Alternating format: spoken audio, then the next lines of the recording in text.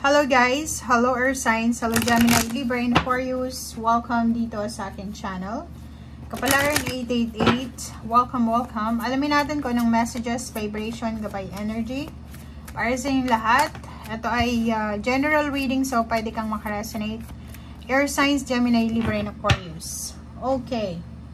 First, two cards natin is 32, 5, 11. So kung ikaw ay nag-aalala sa usaping salapi, Air Signs, Gemini, Libra, and Aquarius, walang trabaho, naghahanap ng trabaho, pero lahat ng napuntahan mo, rejection ang nakukuha mo. Wala ng bahay, wala ng malapitan, punong-puno ng pag-aalala, punong-puno ng regrets, punong-puno ng kalungkutan.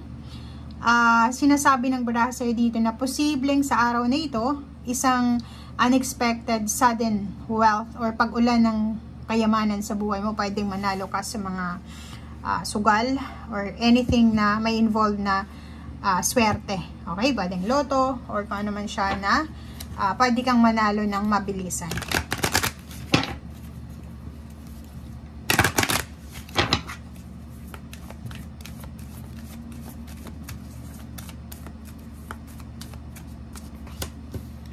Okay, so yun. So if ever man nasa energy mo yan, if ever man na hirap ka na, like yung iba sa inyo dito, nagtatrabaho, nag-a-apply ng trabaho, or anything na ginagawa mo, pero feeling mo stagnant pa rin, walang improvement, walang pagbabago, sinasabi ng baraha mo dito na huwag kang masyadong mag-alala. You can do it. Nandito si Archangel Michael para i-boost yung iyong confidence. Diba? Nandito si Archangel Michael para sabihan ka na kaya mo yan, magagawa mo yan. So wag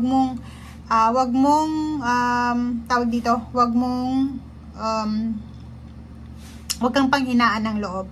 Okay? Kasi ito si Archangel Michael ang dala niya is protection, guidance sa atin. So pwedeng i-guide ka niya sa kung ano yung pwede mong gawin or magawa para ma-resolve mo yung mga problema, financial or emotional. A relationship din, pwedeng makatagpo ka ng isang tao na mamahalin mo or magmamahal sa'yo, or posibleng friendship, or pwedeng katrabaho, pwedeng taong makakatulong sa'yo para makuha mo kung ano yung gusto mong makuha sa mundo.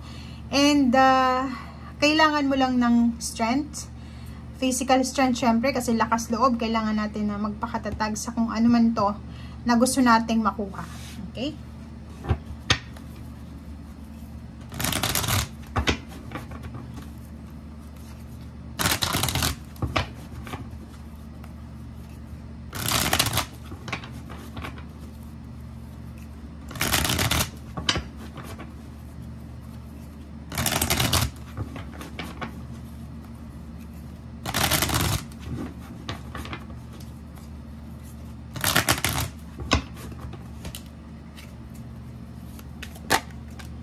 Okay, first card dito sa second deck is Ace of Wands. So, nakikita ko sa'yo dito na kailangan mo ng, yun, diba? Kailangan mo ng passion, ng excitement. Kailangan mo ng bumangon dyan sa pagkalugmok mo. Kasi parang nakikita natin nasa 9 of Swords ka eh.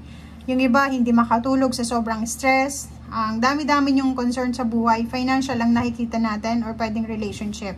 Pwedeng may issue kayo sa relationship nyo, may problema kayo, or pwedeng yung pera nyo ay hindi nyo masyadong mabalanse siya. So, sinasabi ng baraha sa'yo dito na may posibleng i-offer sa'yo ang universe na trabaho. Pwedeng new job, new career, new source ng income, or new motivation to, new inspiration. And sinasabi ng baraha na kung ano man daw itong i-offer sa'yo ng universe, ito ay magdadala sa'yo ng success, victory, and recognition, awards, rewards. So, sinasabi ng baraha sa'yo dito, huwag kang magmukmuk. Kasi kung makikita mo to, itong 9 of Swords, tsaka itong Despair card, pareho lang naman, tingnan nyo, oh. 'Di ba? Pareho yung energy niya, nakatakip yung mata niya, tapos yung nakayuko din siya, 'di ba? Same din yung energy na feeling niya nasa stagnation siya, restricted siya, wala siyang magawa. Kahit anong gustong gawin niya, wala siyang magawa. Siguro overage na, or pwedeng kulang siya sa experiences kaya hindi siya nakakakuha ng trabaho.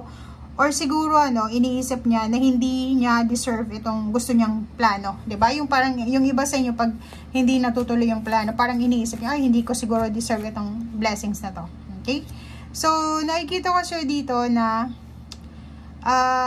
siguro bago kang hiwalay sa yung relationship, or siguro bago kang hiwalay sa asawa mo, or sa girlfriend, boyfriend, or live-in partner, kaya nandito ka sa heartful na event, or pwedeng nasaktan ka dahil sa relationship mo. Yun na nga, sinasabi ng baraha sa'yo dito na huwag kang magstay dyan sa posisyon na yan. Okay? Huwag kang magstay dyan sa posisyon na yan. Kailangan makalabas, kailangan makaalis dyan sa stagnation na yan. And ang una mong gagawin is ito, Ace of Wands. Hanapin natin yung inspirasyon.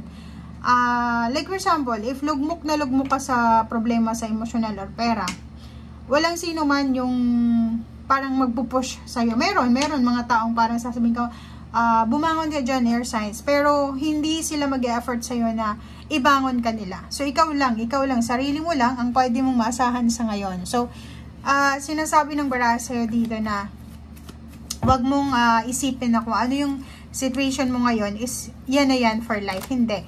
Okay? So, kung makikita mo dito, ang dami mong choices. Marami kang choices na pwede lang na pag-isipan. So, kailangan mong kalmahin ang iyong emosyon, kalmahin natin ang ating sarili. Kasi pag hindi ka kalmado, pag kulang ka sa pahinga, 'di ba? Pag kulang tayo sa pahinga, kulang tayo sa tulog, irritated tayo, magagalitin, parang ganon. Or konting kibot lang, naiinis ka na. Kasi pagod ka inaantok ka, lalo na kung gutom ka na. So, dito sa barahang to, sinasabi na ang kailangan mo sa ngayon is rest. Kailangan mong magpahinga, kailangan mong i-clear yung mind mo, kailangan mong mag-reflect, isipin mo kung ano ba yung kailangan kong solusyon dito sa nangyayari sa akin, or tama ba itong ginagawa ko, parang ganun. So, ang choices and decision mo, hindi ka makakagawa ng good choices or decision kahit na gusto mo, lalo na kung wala ka naman sa mood, kulang sa tulog, kulang sa pagkain, kulang sa pahinga. So, make sure na yun ang unahin natin sa ngayon. Ipahinga mo yung sarili mo kasi lahat ng issues na yan na pinagdadaanan mo ay may endings yan. Hindi yan magtatagal sa'yo, di ba? So, sinasabi ng baraha sa'yo dito na kailangan natin ng clear mindset, clear emotion, clear na pag-iisip. Kasi once na hindi klaro yung pag-iisip natin, kulang tayo sa information, kulang sa support, kulang sa tulog, kulang sa, alam mo yun, yung kulang sa balance, imbalance yung nangyayari sa katawan natin, sa isip natin, wala tayong magagawang solusyon. Pwede man may mga band-aid solution, pero pwedeng mag-last lang yan ng few days, few weeks, few months, pero hindi siya pang long term. So, etong baraha mo, nagsasabi sa'yo na dapat yung solusyon natin is long term. So, yun, ang una mong gagawin sa ngayon is alagaan mo yung sarili mo. Sarili mo katawang lupa, katawang meron ka sa ngayon. Kasi yan yung yan yung strength mo, yan yung sandata mo para sa lahat ng mga obstacles and challenges. Okay? Thank you guys. Bye!